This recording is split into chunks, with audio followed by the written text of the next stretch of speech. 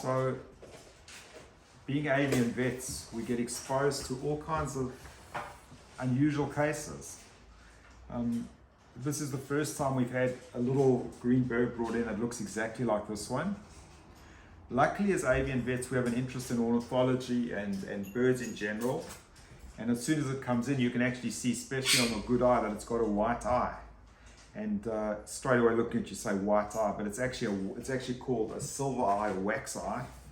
And we knew straight away that this is a small passerine, which means it's a group belonging to the canary group.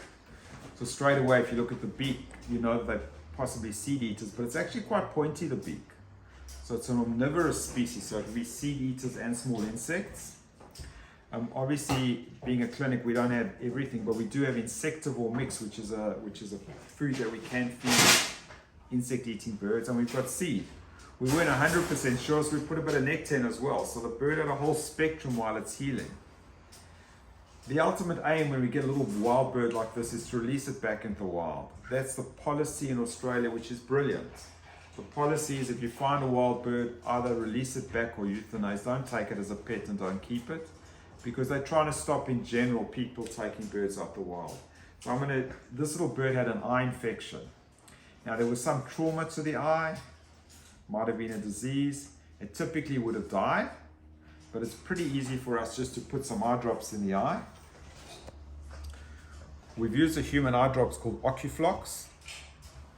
It's a really good eye drop. If they're ophthalmologists or optometrists watching, I know this is not the first line up, but this is a wild bird. We have to give it the absolute best. We'd hate the eye not to get better if it could. So he gets the absolute best. They're probably the more expensive eye drops that we keep in this clinic. So I'm going to take him out. You'll have a better look at him.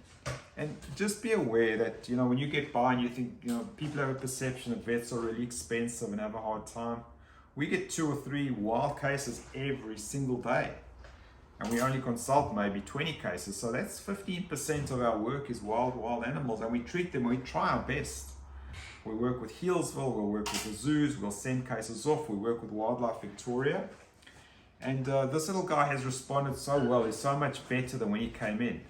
Just being in an incubator, he was this is the cage we're sending him to a carer with today.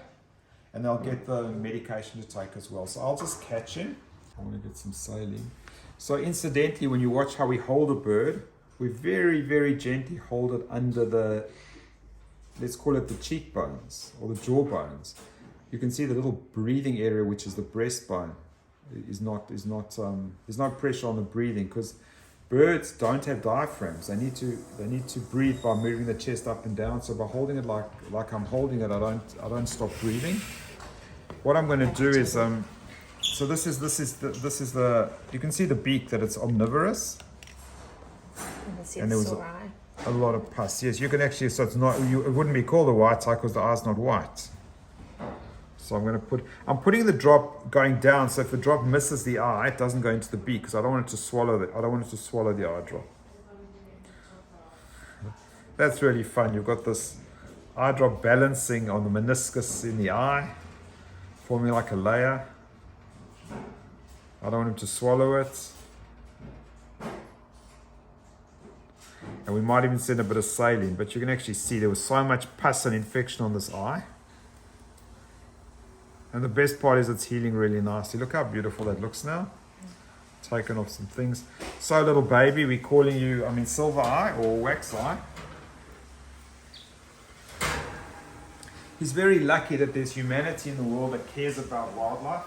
And although this is a bird clinic and I'm one of the vets working here, it's the nursing staff that do all this. They love getting the wildlife. They love caring and trying. They're so caring and good with it. And that's probably why we have such a success, because a lot of the work behind the scenes is the avian nurses, and I think it's time to potentially show you behind the scenes what avian nurses get involved with, and why most of the success is really the avian nurses behind the clinic, who do most of the important stuff. The vets can give medication, dispense drops, but I'm not the one cleaning and giving it all the time.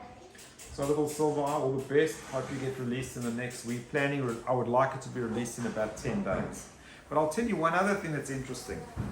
There's a whole process. This guy didn't just get dropped to us. He got taken to emergency clinic after hours in Essendon, as far as I know.